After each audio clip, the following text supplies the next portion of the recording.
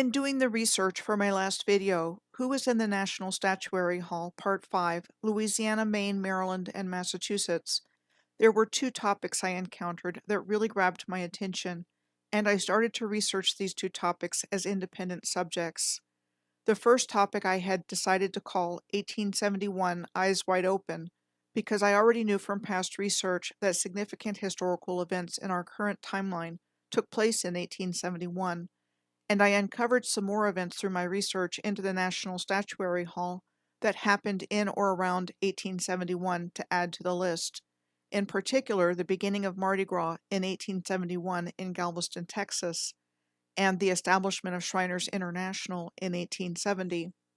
I had already started to do the research for the first topic when the second topic grabbed my attention. Calling it of Plantations and Partitions and the planned destruction of civilization, this topic came to the surface as a result of researching John Winthrop, one of the leading figures in the founding of the Massachusetts Bay Colony, and the early colonization process called plantation. It did not take me long to realize these two topics were related, and that it made sense to merge them into this one video and simply call it Eyes Wide Open. My name is Michelle Gibson. I'm going to start with the Moors, because everything that has happened is really about what happened to them, and what happened to them has been happening in real time to all of us. So all of this is completely relevant to what is happening today. I will take you through the information I have come across, which has brought me to these conclusions. The Moors have been almost completely removed from the history of civilization, with the exception of roughly 800 years in Spain. And we are not taught anything about an ancient global unified Moorish civilization dating back to ancient Mu, or Lemuria, that continued on through Atlantis up until relatively recently in time, much more recently than one would think. The architecture and infrastructure of this ancient civilization is still all over the world, and still in use today, though much has already been destroyed. Since this is not in our historical narrative, we don't even think to question what we are told about it being built by someone else. The thing is, this ancient civilization, and civilization as we know it, is still under attack and being destroyed every single day. Its earthworks are being destroyed every day in road and housing construction. It is being destroyed in big city riots. It is being destroyed by public policies that destroy lives and property, and public policies that encourage lawlessness. And it has been destroyed by world wars and civil wars, and demolished for reasons given like urban renewal, deterioration, and safety. This has all been part of a plan and is not happening by chance, though that is what we have been taught to believe. What might that plan be? Is the intention of the plan displayed for all to see on the back of the $1 Federal Reserve note, the currency of the United States? There are two sides of the Great Seal of the United States. On one side is the national coat of arms, and among other symbolism, prominently depicts an eagle and the motto, E pluribus unum, or out of many, one. On the other side, an unfinished pyramid with an eye above it is depicted, as well as two more mottos. The motto above the pyramid with the eye says, Annuit coeptis, which is taken to mean Providence, or God, favors our undertakings. The motto below is Novus Ordo Seclorum, which is commonly translated as New Order of the Ages. The Roman numerals at the bottom of the pyramid is the year 1776. This is what we are told about the origins of the Great Seal. Samuel Adams appointed William Barton of Philadelphia in 1782 to come up with a design proposal for the national coat of arms of the United States, since he had a reputation for his knowledge of heraldry. Barton called his design Device for an Armorial Achievement for the United States of North America, blazoned agreeably in accordance to the laws of heraldry. Laws of heraldry? That one is new to me, so I looked into it, and this is what came up. The laws of heraldic arms governs the bearing of arms, which is the possession, use, or display of arms, also called coat of arms. According to the law of arms, coats of arms, and other similar emblems may only be borne by one ancestral right or descent from an ancestry through the male line, or two, a grant made to the user under due authority like the state or the crown. Where have we heard about the right to bear arms before? There would appear to be some kind of connection between the use of the word arms to refer to both heraldry devices and weapons. We are told the Irish-born patriot Charles Thomson of Philadelphia finalized the design of the Great Seal of the United States, and it was he who added Annuit Coeptis instead of Deo Vivente and Novus Ordo Seclorum. It is interesting to note that the final Great Seal of Thomson is an exact replica in design of the Great Seal of the Moors, with the differences being in the meanings of the inscriptions on each one. The single eye at the top of the pyramid in the Great Seal of the Moors represents reconnecting with our higher selves and divine natures, and not the all-seeing eye of the Bavarian Order of the Illuminati and Big Brother that it has come to be associated with. As you can see, symbols were co-opted from the original meanings, and the meaning of the symbols inverted and applied in a different context.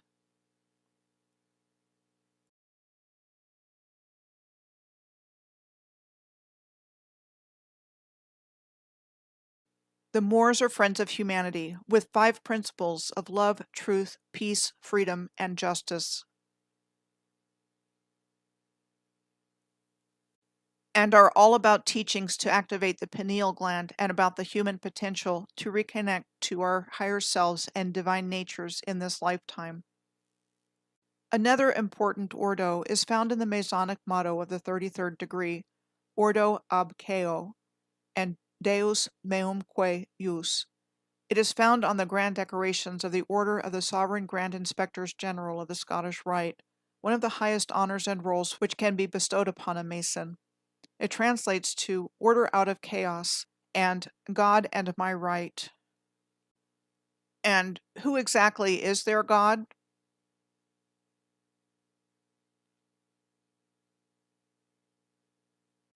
Was the meaning of order out of chaos simply about restoring order between divisions between the northern and southern jurisdictions of the Scottish Rite that took place in the early 1800s in North America, as some have speculated? Was it meant to draw forth order from the chaos of their own individual lives and minds? Was it a description of a yin and yang process of change in how the universe organizes itself, with order and chaos giving birth to one another, as others have speculated? Or was it an actual blueprint for sorcery and the plan for how the New World Order was going to take over the world? Through the systematic application of the Hegelian dialectic of problem, reaction, solution?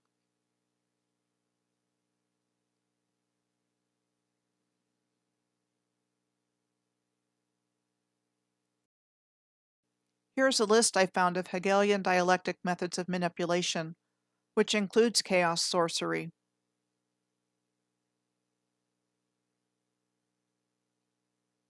Georg Wilhelm Friedrich Hegel was a German philosopher who lived between 1770 and 1831.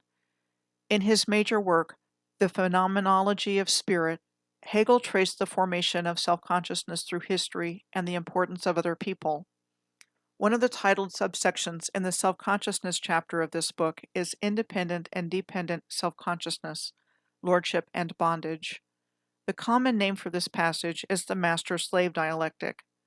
The passage describes an encounter between what are two distinct self-conscious beings, with each becoming aware of the other.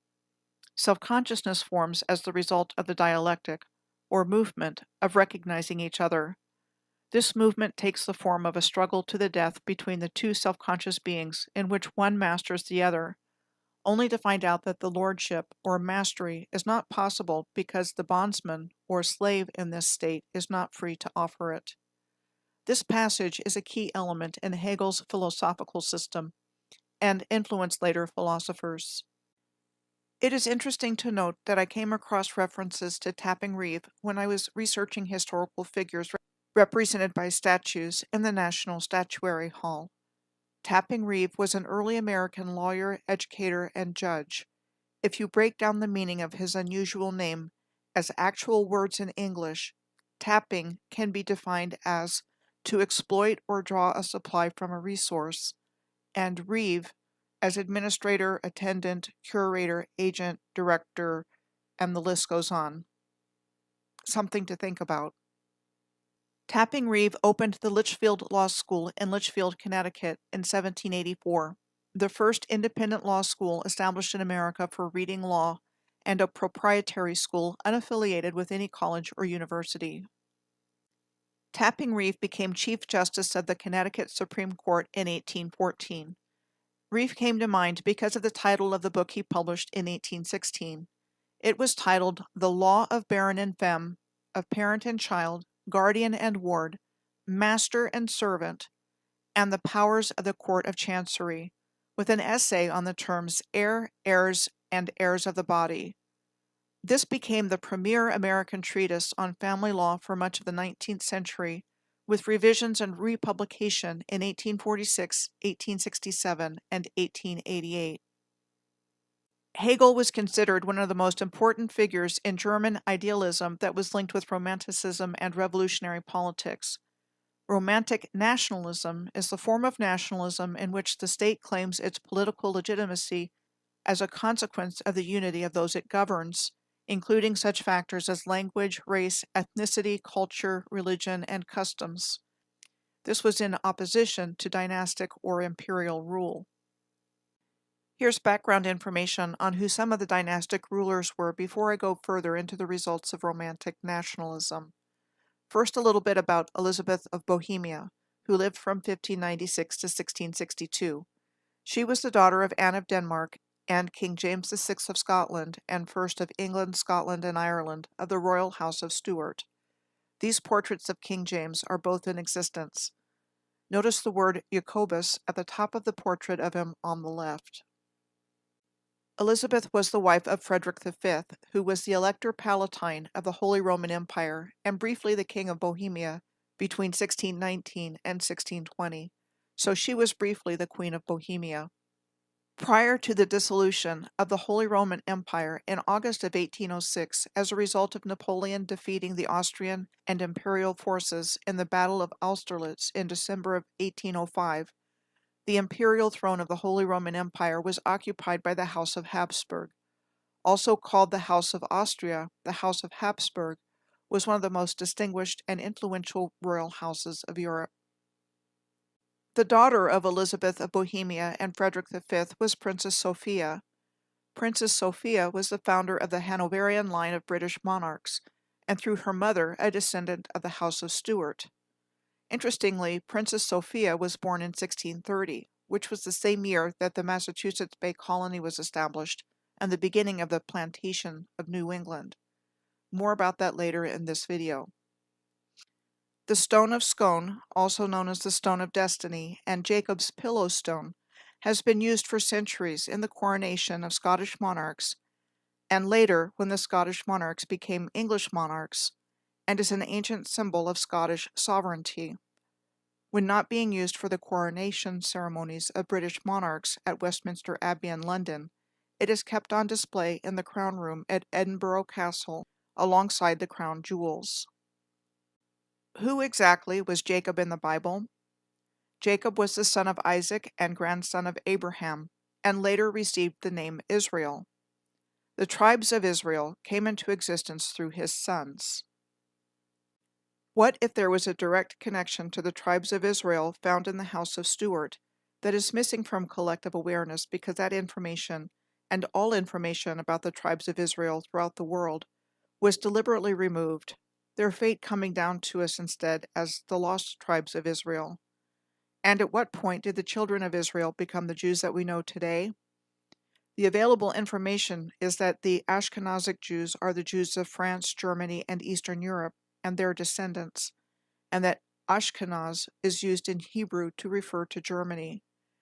Sephardic Jews are the Jews of Spain, Portugal, North Africa, and the Middle East, and that the Hebrew word Sepharad refers to Spain.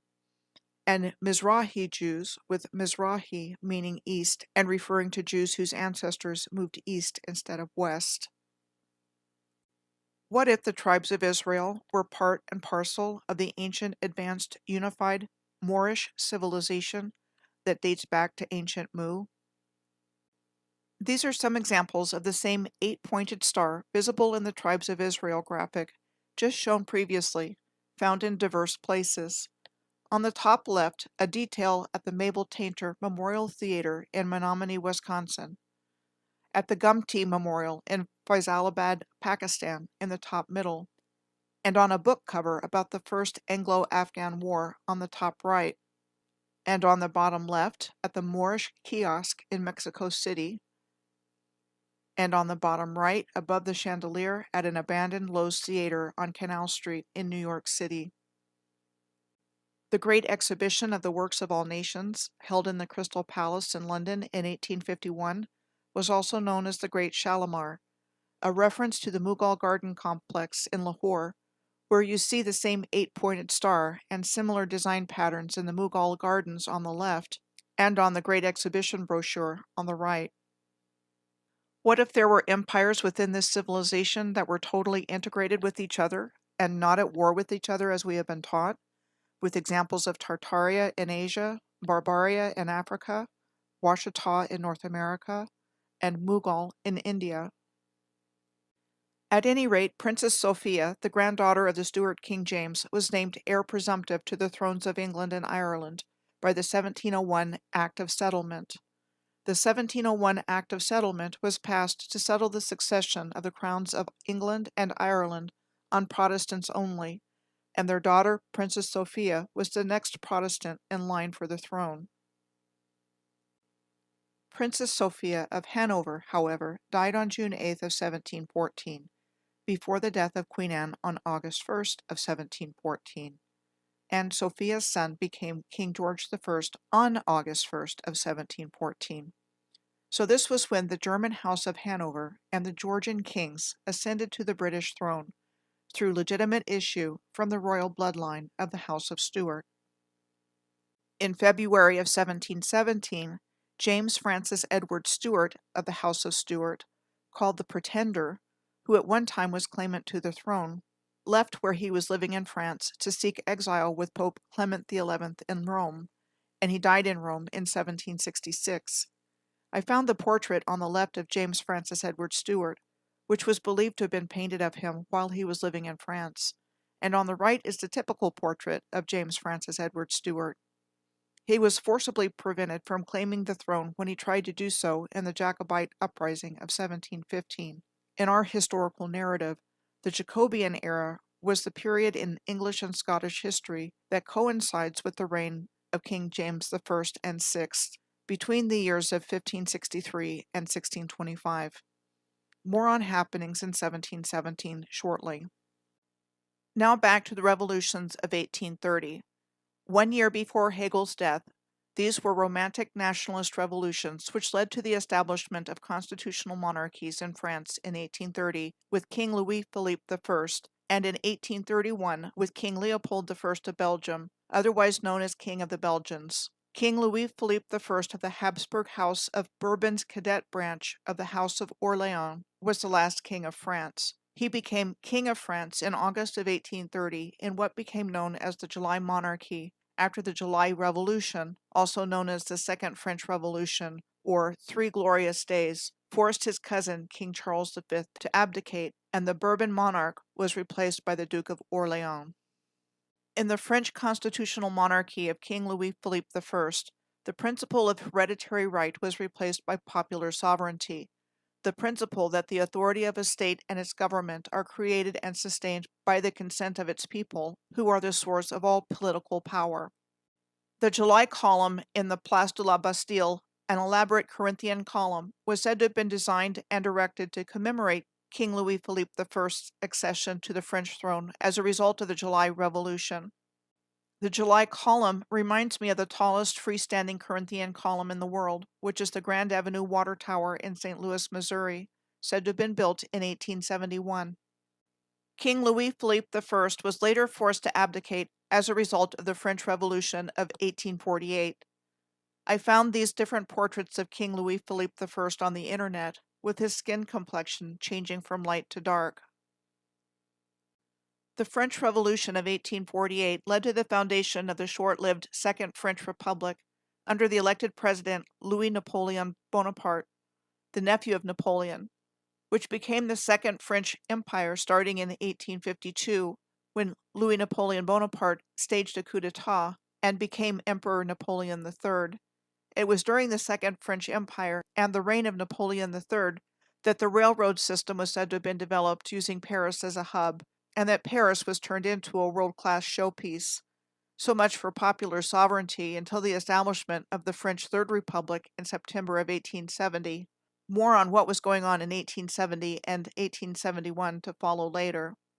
The 1830 Revolution in France sparked an uprising in August of 1830 in Brussels and the southern provinces of the Netherlands that led to separation and the establishment of the Kingdom of Belgium, and Leopold, the son of Duke Francis of Saxe-Coburg-Saalfeld, became King Leopold I, the first king of the Belgians, in 1831. King Leopold I was said to play an important role in the creation of Belgium's first railroad in 1835 and subsequent industrialization. His father, Francis, Duke of Saxe-Coburg-Saalfeld, was born in July of 1750 and was the progenitor of the House of Saxe-Coburg and Gotha line, which seeded the lineage of the new royals. Francis succeeded his father, Duke Ernest Frederick, as the reigning Duke of Saxe-Coburg-Saalfeld in 1800. King Leopold I of Belgium had strong ties to Great Britain, as he had moved there and married Princess Charlotte of Wales in 1816, second in line to the British throne, after her father, the Prince Regent, who became King George IV. She was recorded as having died after delivering a stillborn child a year after they were married, leaving King George IV without any legitimate grandchildren. Baron Stockmar of Coburg was the personal physician of Leopold I at the time of his marriage to Princess Charlotte, and stayed on as his private secretary, comptroller of the household, and political advisor, and later a very important and influential advisor of Victoria and Albert. As King George III's son, the Prince Regent George's brother, Prince Edward, ended up proposing to Leopold I's older sister Victoria of Saxe-Coburg-Saalfeld, who were the parents of the future Queen Victoria. Through Queen Victoria and Prince Albert, who were first cousins, the House of Saxe-Coburg and Gotha continued to seed all of the new royal houses of Europe. Thus, one German ducal line ended up taking over the whole shebang. And on that note, on July 17th of 1917, during the reign of King George V, the name of the royal house was changed to Windsor from Saxe-Coburg and Gotha, for the given reason of anti-German sentiment generated by World War I. Back to King Leopold.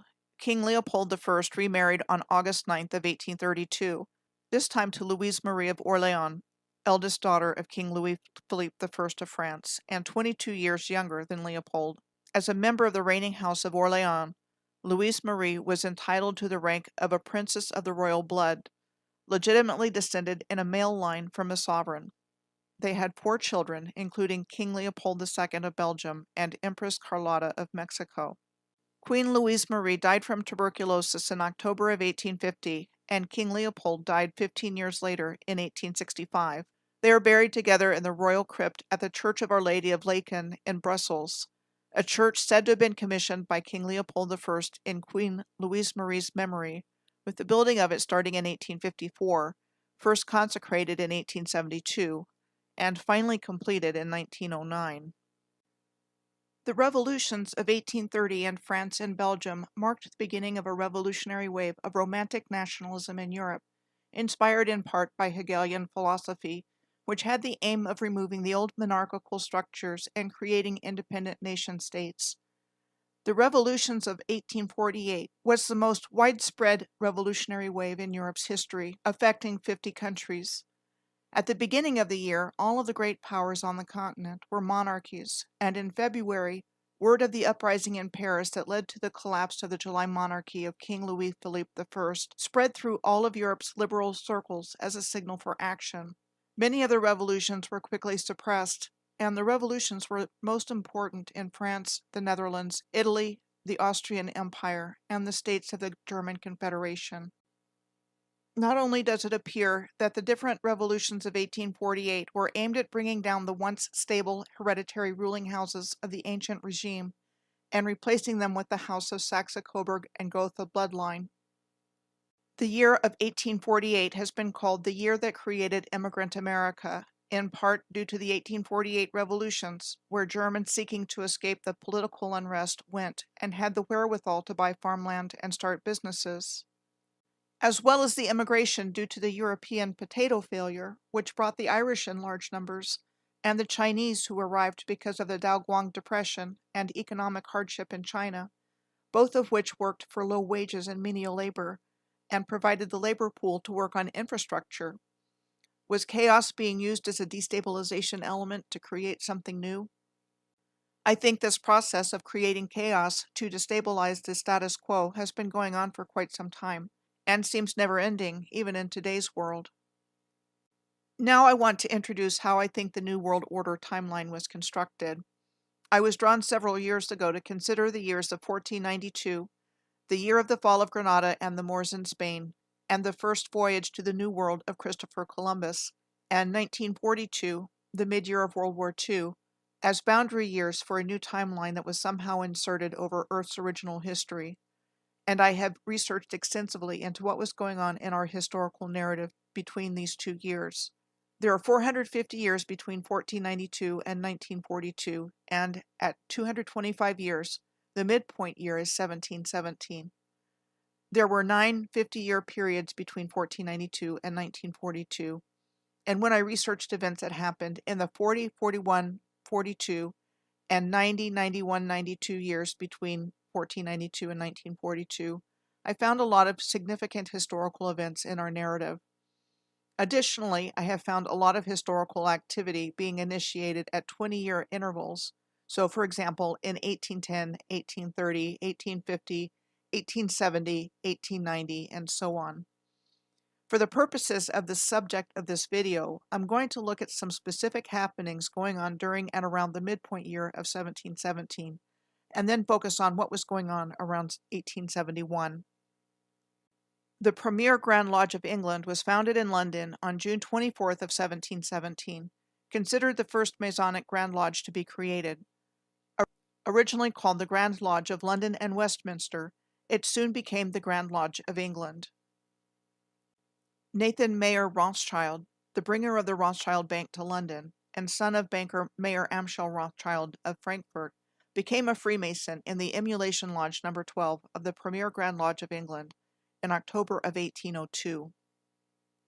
During the Napoleonic Wars between 1803 and 1815, Nathan Mayer Rothschild became Britain's banker and paymaster on the continent, which contributed to the Duke of Wellington's defeat of Napoleon and consolidated the basis of the financial dynasty of the Rothschilds. By the time of his death in 1836, Nathan Mayer Rothschild had secured the position of the Rothschilds as the preeminent investment bankers in Britain and Europe, and his own personal net worth was over 60% of the British national income. The Masonic Anno Lucis calendar, which translates from Latin to "in the year of the light," and added 4,000 years to the Gregorian calendar, was adopted by the Brothers of the United Grand Lodge of England in 1717. The Anno Lucis calendar was based on the modification of the Anno Mundi, a calendar created in 1658 by Irish Anglican Bishop James Ussher, who believed he had calculated the exact date of God's creation of the world by correlating biblical accounts with those in Hebrew genealogy, Middle Eastern history, and other events. Bishop Ussher came up with the date of October 28th of 4004 BC in the Gregorian calendar as that date. The Gregorian calendar was introduced by Pope Gregory XIII in October of 1582, for the given reason of correcting the Julian calendar on stopping the drift of the calendar with respect to the equinoxes, and included the addition of leap years. The Gregorian calendar was introduced just 1 year before the publication of Joseph Justus Scaliger's work in 1583, called The Work on the Amendment of Time, establishing the new chronology by investigating ancient systems of determining epochs, calendars, and computations of time, and synchronizing all of ancient history into two major works, the other one being called the Thesaurus Temporum in 1606. During the 1582 to 1589 time period, in England, John Dee and Edward Kelly were involved in scrying activities that ended up bringing fallen angels and other negative beings into this dimensional plane. John Dee was considered the most learned man of his time in England and had an extensive library. He also had in his possession a collection of mirrors and other scrying devices. He was an advisor to Queen Elizabeth I. Edward Kelly was an occultist and spirit medium. I mention this because it is my belief that this could be very relevant to what has been going on here. There is an occultist element associated with dark arts that came directly into England with Dee and Kelly that is very problematic to this day. I was recently researching Puritan leader John Winthrop because he is one of the statues representing Massachusetts in the National Statuary Hall. He was a Puritan leader who was a major player in the 1630 establishment of the Massachusetts Bay Colony, the second religious colony after the establishment of the 1620 Plymouth Colony. There were several things that struck me in the story of John Winthrop's life. One was that the Winthrop family was granted lordship of Groton Manor after the dissolution of the monasteries, as the lord of the manor had previously been the abbot of the Bury St. Edmund's Abbey. The dissolution of the monasteries took place between 1536 and 1541, in which King Henry VIII disbanded the approximately 850 monasteries, convents, and friaries in England, and leaving zero. Their income was taken and assets disposed of, and in many cases, like that of Glastonbury Abbey, the buildings on the property were left in ruins. The Winthrop coat of arms was confirmed to John's uncle by the College of Arms in 1592. The College of Arms was said to have been first incorporated as a royal corporation in March of 1484 under King Richard III, and then reincorporated in 1555 under Queen Mary I of England. Heralds are appointed by the British monarch and delegated to act on behalf of the Crown in all matters of heraldry, besides the granting of new coats of arms, including genealogical research and the granting of pedigrees. During King Henry VIII's reign, it was said that the College of Arms, at no time since its establishment was the college in higher estimation, nor in fuller employment than in this reign. In 1530, King Henry VIII conferred the duty of heraldic visitation on the college, that of tours of inspection between 1530 and 1688 around England, Wales, and Ireland, to register and regulate the coats of arms of nobility, gentry, and boroughs, and to record pedigrees. During the time of the dissolution of the monasteries between 1536 and 1541, this duty gained even more importance as the monasteries were formerly the repositories of local genealogical records, and from then on the college was responsible for the recording and maintenance of genealogical records. The College of Arms has been on Queen Victoria Street in the City of London in the shadow of St. Paul's Cathedral since 1555. This is the coat of arms for the College of Arms, with the motto Diligent and Secret, which interestingly the Heraldry Wiki doesn't know the meaning of. Could it possibly mean exactly what it says? Diligent and secret? Like we don't want you to know something, but we are sure working hard at what we're doing. So if you're going to switch out the old nobility with the new nobility, this would be a way to do it. Destroy the old genealogical records in the monasteries and create new ones diligently and secretly. This would explain a question I am often asked: how to explain something like a mud flood event and repopulation effort involving a lot of orphans when some people have long genealogies in their families, and I'm one of them, with long genealogies in my family lines, including ancestors on the Mayflower on one side. Yet my husband's family got the name Gibson from an orphan ancestor after the Civil War that worked in Texas for a man named Gibson, and he took his name and settled in western Oklahoma after driving cattle there. Another thing that struck me was finding out that the records of all four Inns of Court in London, Gray's Inn, Lincoln's Inn, Inner Temple, and Middle Temple, were lost, and the exact dates of their founding unknown.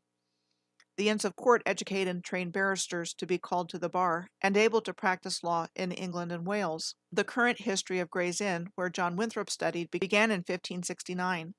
Lincoln's Inn was formally organized as a place of legal education in 1580. The Middle Temple and Inner Temple both around the same time in 1573. Does this information signify perhaps the beginnings of a new legal system? The origin of the term bar apparently comes from the barring furniture in the courtroom that separates spectators and the participants of a trial. This is another thing that struck me in researching the life of John Winthrop.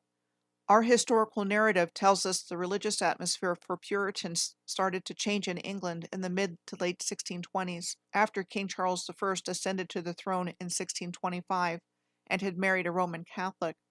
There was an atmosphere of intolerance towards Puritans, and this state of affairs led Puritan leaders to consider immigration to the New World as a means to escape persecution. For the Puritans leaving England for the New World because of religious intolerance, completely uprooting their lives and venturing into the unknown for religious freedom, they were remarkably intolerant of people with other religious beliefs, including those within their own community. The Antinomian controversy significantly divided the Massachusetts Bay Colony from October of 1636 to March of 1638. It pitted most of the colony's ministers and magistrates against some of the adherents of the free grace theology of Puritan minister John Cotton, and revolved around a theological debate concerning Cotton's covenant of grace, which taught that following religious laws was not required for salvation, and the covenant of works of other Puritans, including John Winthrop, which taught that by doing good works and obeying the law, a person earns and merits salvation. The outcome was that the leading advocates of antinomianism, Anne Hutchison and John Wheelwright, were banished from the Massachusetts Bay Colony, and their supporters were disarmed, dismissed, disenfranchised, or banished in this new world. Something similar took place after the Revolutionary War, when the United States had gained its independence from Great Britain.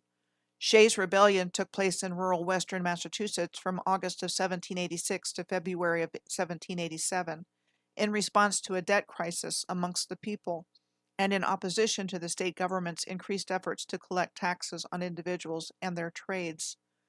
Residents in these areas had few assets beyond their land and bartered with each other for goods and services, as opposed to the market economy of the developed areas of the Massachusetts Bay and the Connecticut River Valley. It was led by Revolutionary War veteran Daniel Shays, who led 4,000 rebels in protest against economic and civil rights injustices.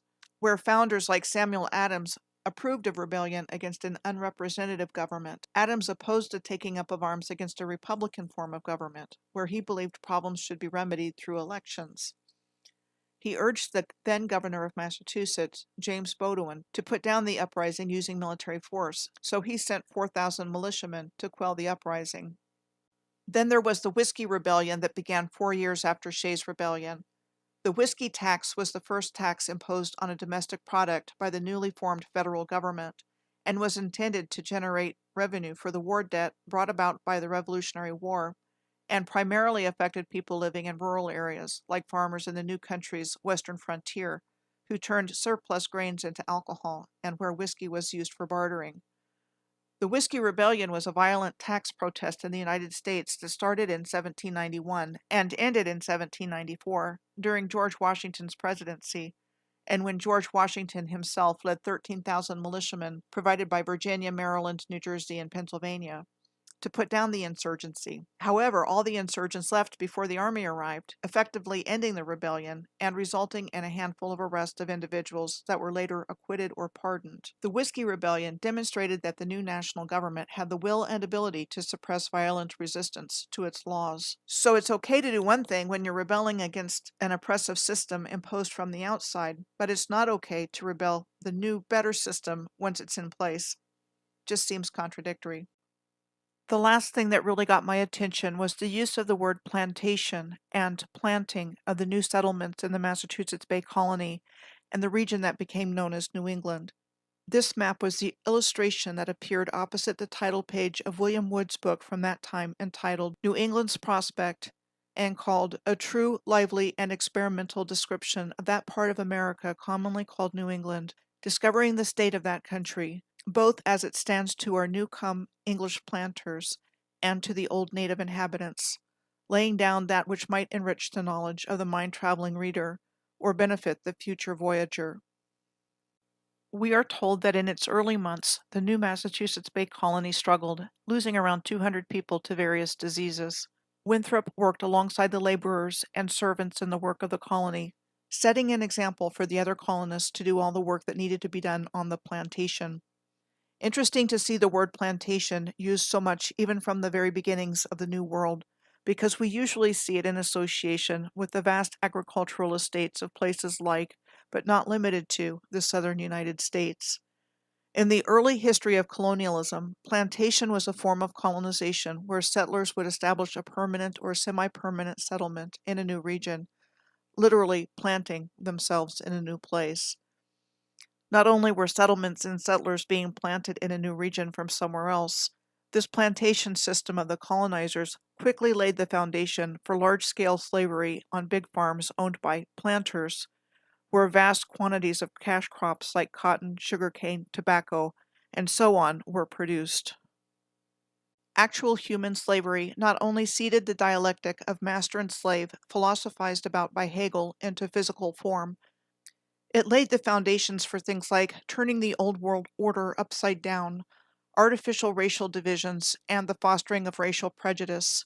It also provided the stated reasons for the American Civil War in the historical narrative, which supposedly ended slavery in the United States. The word plantation first started appearing in the late 1500s to describe the process of colonization, like the plantations of Ireland in the 16th and 17th centuries, during which time we are told the Crown confiscated land from the Irish Catholics and redistributed the land to Protestant settlers, creating all kinds of long-term problems. The plantations of Ireland replaced the Irish language, law, and customs with those of the British and created sectarian hatred between Protestants and Catholics. In the 20th century, Ireland was partitioned on May 3rd of 1921, when the government of the United Kingdom of Great Britain and Ireland divided Ireland into two home rule territories, Northern Ireland and Southern Ireland, with the stated goal of remaining within the United Kingdom and eventually reunifying. Northern Ireland remained part of the United Kingdom, but after the Anglo-Irish Treaty of December of 1921, Southern Ireland dropped out of the United Kingdom and became the Irish Free State. The partition of Ireland took place around the Irish War of Independence, a guerrilla conflict between the Irish Republican Army and British Army forces between 1920 and 1922, during which time the partition occurred. There was violence in Northern Ireland in defense or opposition to the new settlement, and its capital Belfast saw savage and unprecedented violent riots between Protestant and Catholic civilians.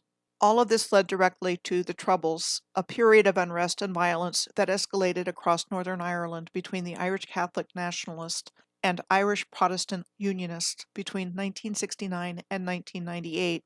More examples of creating chaos to destabilize the status quo and sow violence and hatred between the same people, based on a form of violence in which the violent parties feel solidarity for their respective groups, and victims of violence are chosen based on their group membership. In between the introduction of the Gregorian calendar in 1582 and the introduction of the Anno Lucis calendar in 1717, John Milton's epic poem Paradise Lost was published in London in 1667, which I view as historical nonfiction and the original predictive programming, which is defined as storylines or subtle images that in retrospect seem to hint at events that actually end up happening in the real world. As related in the poem, newly banished fallen angels organize, and Lucifer volunteers to corrupt the newly created earth and God's new and most favored creation, mankind. Lucifer goes to the Garden of Eden and convinces Eve by duplicity to eat of the fruit of the tree of knowledge of good and evil, leading to their expulsion from the Garden of Eden. Who is Lucifer? Lucifer is translated from the Hebrew word that means brightness, and this designation is the rendering of the morning star or bright star, which is presented in Isaiah chapter 14, verses 12 through 14. How you are fallen from heaven, O day star, son of dawn! How you are cut down to the ground, you who laid the nations low. Isaiah chapter 13 and 14 go on to say, You said in your heart, I will ascend to heaven, above the stars of God. I will sit on the mount of assembly in the far reaches of the north. I will ascend to the heights of the clouds. I will make myself like the Most High. What is Luciferianism? It is a belief system said to venerate the essential characteristics that are affixed to Lucifer, revering Lucifer not as the devil or enemy of God, but as a guardian or liberator, bringing light and guiding spirit to darkness, or even the true God. But what we have been having to deal with here on Earth is anything but light and goodness. Quite the opposite. The Earth's would-be controllers disguise their true intentions by positive-sounding words while they go about their final solution to implement a truly dystopian future for all life on Earth, in the form of a new world order where Lucifer is installed as the Most High, and they are in complete control forever. A year after Milton's Paradise Lost was published, in 1667, John Amos Comenius, a Czech philosopher and theologian who is considered by some to have been the father of modern education, published the Via Lucis in 1668. I did a deep dive on Comenius back in 2020 after somebody sent me a publication about his life and asked me to take a look at it, and in the process of doing so, I learned a lot about how the reset timeline was constructed. In the Via Lucis, Comenius outlined his recommendations for the improvement of humanity through pansophy, or all-encompassing knowledge into one amalgamation of all sciences through a union of knowledge of alchemy and magic with divine wisdom. He advocated for a new world language, for scholars from all nations to take place in this global reform, and a Collegium Lucis, or Collegium of Light, based in London, to coordinate all of this activity to overcome the world's misery, ignorance, confusion, and war. What really stood out most for me here, first of all, was seeing the words, a new world language. Because of all the world's languages, the one which qualifies as an international language is English, and then seeing the words involving a union of alchemy and magic. And there is good reason to believe these two subjects are related. This is what we are told about modern English. It is the form of English spoken since the Great Vowel Shift, a systematic change in the pronunciation of vowels for which the causes in England are unknown, which began in the 1400s and was completed around 1550. Texts from the early 1600s, like the King James Bible and the works of William Shakespeare, are considered to be early modern English. With the works of Shakespeare said to have single-handedly changed the English language of this time, with things like a huge vocabulary of 34,000 words and 2,000 new words. With the colonization done by the British Empire, English was adopted as a primary or secondary language around the world. Is there magic embedded in the modern English language? I will point out the simplest examples that I can think of to demonstrate that yes, it is. The first example is the word spell. One meaning of the word spell is a series of words that has magical powers, like an incantation, or being under a magical spell, when what you do is out of your control. The word spell in English also means reciting the letters in a word, as in spelling a word, or how do you spell that word? Then there is the English word grammar. Grammar is defined as the whole system and structure of a language in general. There is an etymological connection between the French and the English word for what we know as grammar and the French word grimoire. A grimoire is a book of magical spells and all things related. Was there Western European alchemy in Shakespeare? Apparently so. I was first clued into Shakespeare and alchemy in the research for my last video on John Winthrop when I saw this book about his son, John Winthrop Jr., who was an early governor of Connecticut called Prospero's America. Prospero was a sorcerer in Shakespeare's play The Tempest. Now moving forward in time a bit. The Bavarian Order of the Illuminati was founded in 1776 by Adam Weishaupt. Weishaupt was born in 1748 in Ingolstadt, Bavaria, Germany. He went to a Jesuit school at the age of 7 and was initiated into Freemasonry in 1777. Weishaupt fled to the Duchy of Saxe-Gotha-Altenburg under the protection of Duke Ernest II starting in 1784, when his radical views on Illuminism got him in trouble with the ruler in Bavaria after writings of his were intercepted and deemed seditious.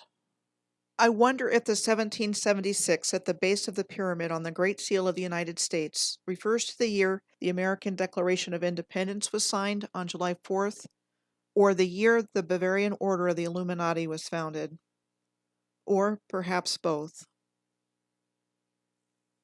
It is important to note that the original Illuminati or illuminated ones, were dedicated spiritual practitioners who achieved the rainbow body, in which the practitioner is able to transform the physical body into a rarefied state of light through an extremely high level of self-realization.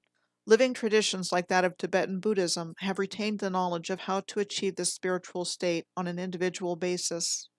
But the ancient culture of Lemuria, which supported these ancient practices as a collective in Tibet, was destroyed starting in 1950 by the invasion and occupation of Tibet by Communist China. Since that time, it is estimated that over 1 million Tibetans have been killed, with monks, nuns, and lay people who protest ending up as political prisoners who are tortured and held in substandard conditions, and that approximately 6,000 monasteries, nunneries, and temples were destroyed in Tibet starting in 1959, just like what happened in King Henry VIII's dissolution of the monasteries back in the 1500s. Interesting to note here that the following happened around the same time in our historical narrative as the dissolution of the monasteries, which took place between 1536 and 1541. In 1540, a papal bull issued by Pope Paul III established the Society of Jesus, also known as the Jesuits, under the leadership of Ignatius Loyola, and included a special vow of obedience to the Pope in matters of mission direction and assignment. In 1542, Pope Paul III also established the Holy Office, also known as the Inquisition, and the Congregation for the Doctrine of the Faith.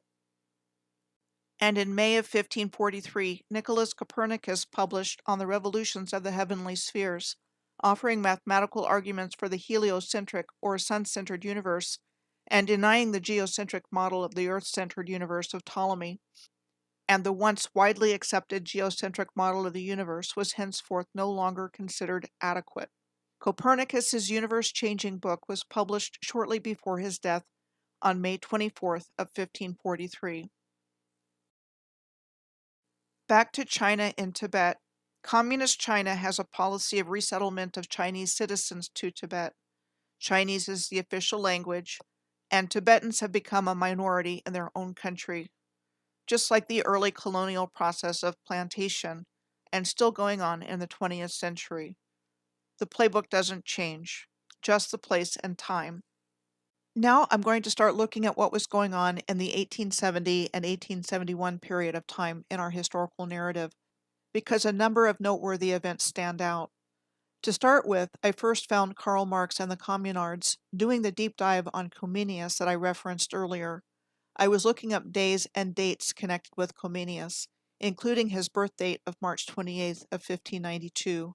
I found a lot of information about a lot of things from this process, but I want to specifically mention one historical event I found on his birthday of March 28th. The short-lived Paris Commune was formally established on March 28th of 1871, a radical, socialist, anti-religious, and revolutionary government that ruled Paris until it was suppressed by the French army in May of 1871. What happened in the Paris Commune was closely followed by London resident Karl Marx. He published a pamphlet in June of 1871 called The Civil War in France, about the significance of the struggle of the Communards in the Paris Commune. And something I just learned now is that Karl Marx and Friedrich Engels published their Communist Manifesto, regarding as the founding documents of communism, in the revolutionary year of 1848 that I mentioned previously in this video. And was Marx a Freemason? Apparently so, along with Giuseppe Mazzini, who I will be bringing up shortly along with Albert Pike. And Vladimir Lenin, the first and founding head of Soviet Russia from 1917 to 1924, and of the Soviet Union from 1922 to 1924. Under his administration, Russia and then the Soviet Union became a one-party socialist state governed by the Communist Party. John D. Rockefeller, along with Henry Flagler, an American industrialist and a major developer in the state of Florida, founded the Standard Oil Company in 1870, becoming an American oil-producing, transporting, refining, and marketing company and monopoly, which exists when a specific person or enterprise is the only supplier of a particular commodity. The American Masonic Society Shriners International was established in 1870 and headquartered in Tampa, Florida.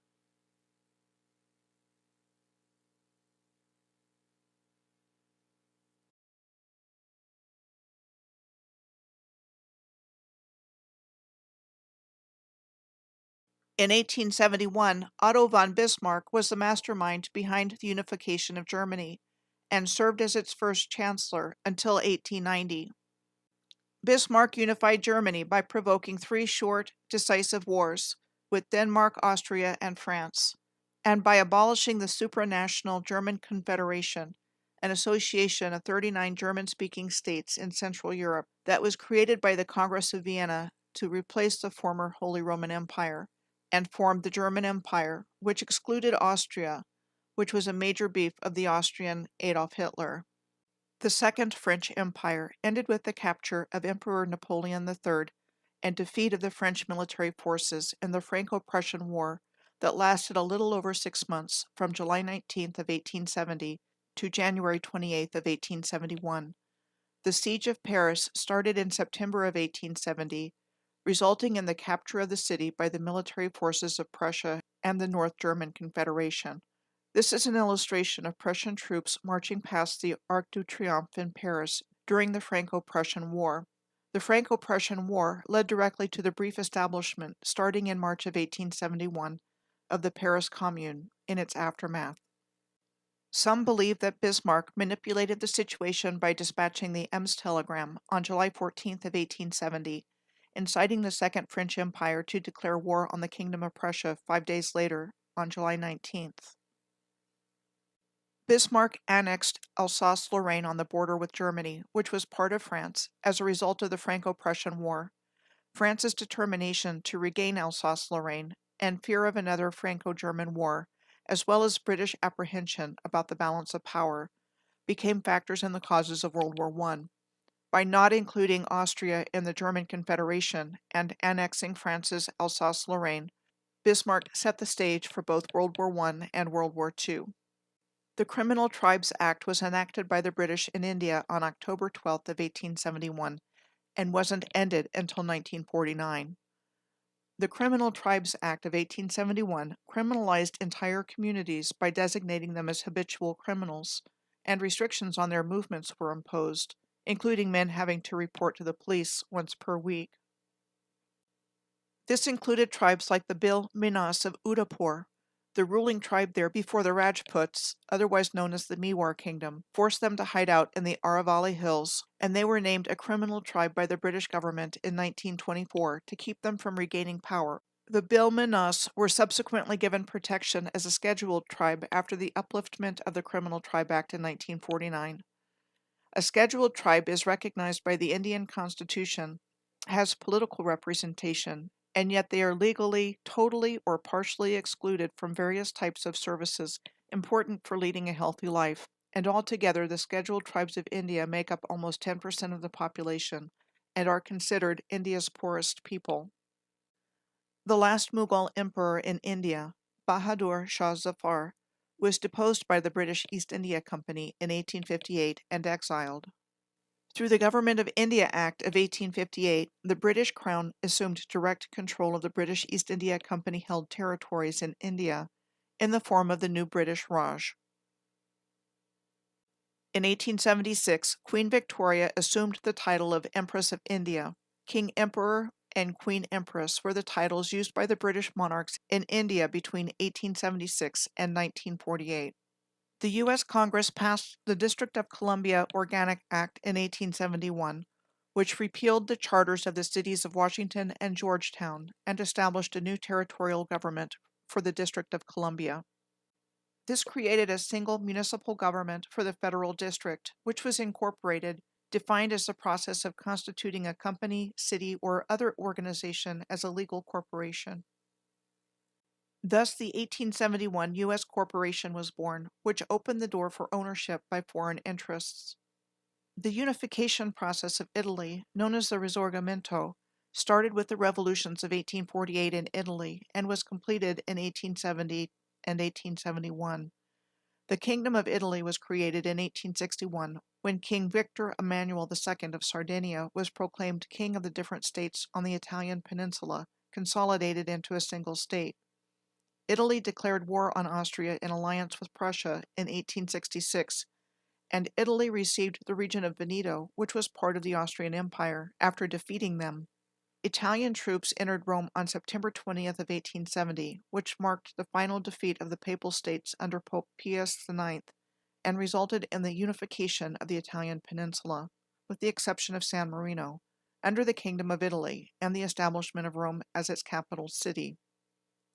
The following three quotes that appear to be the military blueprint for 3 world wars were said to have been contained in a letter written by Albert Pike to Giuseppe Mazzini in 1871.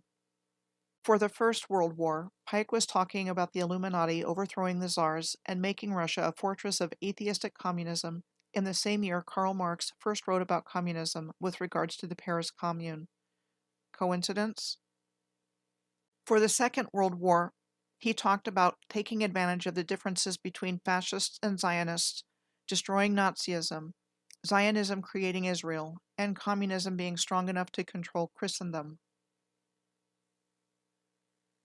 And for the Third World War, the Illuminati taking advantage of the differences between Zionist and Islamic leaders so they mutually destroy each other. Sound familiar? Could all of these conflicts, at least since the American Civil War, and maybe even the Crimean War and other wars of the 19th century, been planned, even scripted out, for the controller's desired outcome, which was world control and domination? Order out of chaos? Giuseppe Mazzini, to whom Pike had written the letter, had taken over the leadership of the Bavarian Order of the Illuminati in 1834. Mazzini founded a political movement for Italian youth under age 40 in 1831 and sent his right-hand men, Adriano Lemmi and Louis Kossuth, to the United States to organize Young America lodges based on the same ideas. The Young America movement became a faction of the Democratic Party in the 1850s.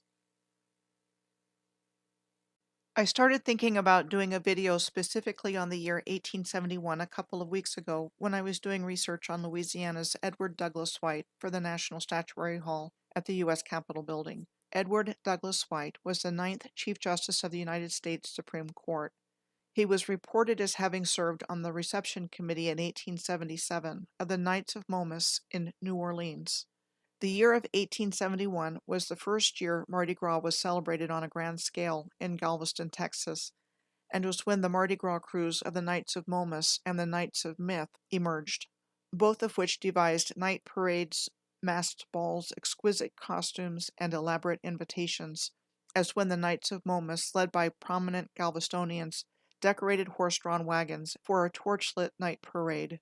Named for Momus, the personification of mockery, satire, and ridicule in Greek mythology, the Knights of Momus has operated continuously as a secret society in New Orleans since its founding there in 1872, the same year the New Orleans Mardi Gras Parade was founded.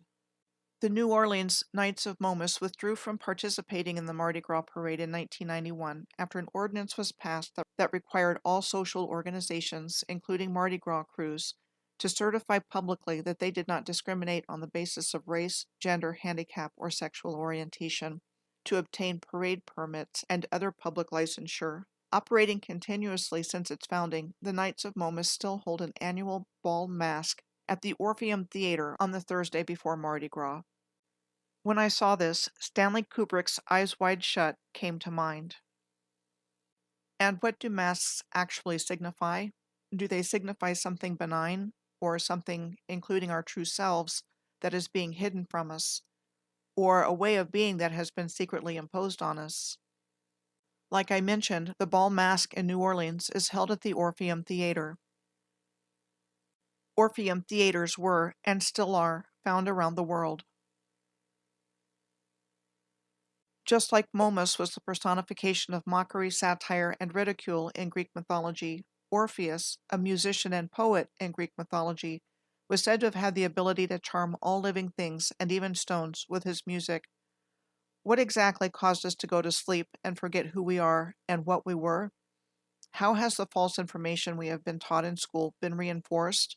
Why would this be important to whoever was responsible for removing the ancient advanced civilization from our collective awareness to begin with? What is Mardi Gras best known for, besides king cake and beads? Modern Mardi Gras celebrations include debauchery and drunkenness, featuring elaborate masks and costumes, in the spirit of letting go and having fun before the sacrifices and fasting of the season of Lent. all just in the name of having a good time, right? Well, maybe that's the intent of the partygoers, but is there a hidden hand at work here? And was the celebration always of this nature? I don't think it was. Why go through all this trouble? They have to have our consent because of our free will. The beings behind this went through all of the trouble to do all of this because in a free will zone like Earth, the human beings who live here have to give their consent to choose whether to follow the light or the dark. It was rigged to benefit them and not for our best interest in order to maintain power and control over humanity. The negative beings behind all of this wanted to set up a new god as Lord of this world and wanted a proxy vote for their hostile takeover. They wanted to persuade enough of humanity to voluntarily accept Lucifer over the creator of the universe. The only way they can accomplish this acceptance, however, is by outright lies, deception, and duplicity, because if people knew the true agenda of these controllers, the majority of humanity would never ever accept this. The controllers of this world have tricked us into worshiping them, and have kept our consent for this system by lying to us about its existence. I believe that these beings with a negative agenda devised this complicated plan to knock humanity off the positive, ancient, advanced Moorish timeline of higher consciousness in an interdimensional war in order to control humanity, using humans as their tools against the Creator and creation. I want to end this by saying I don't believe the world's elitist controllers will get away with what they have done, and that their day of reckoning is just around the corner.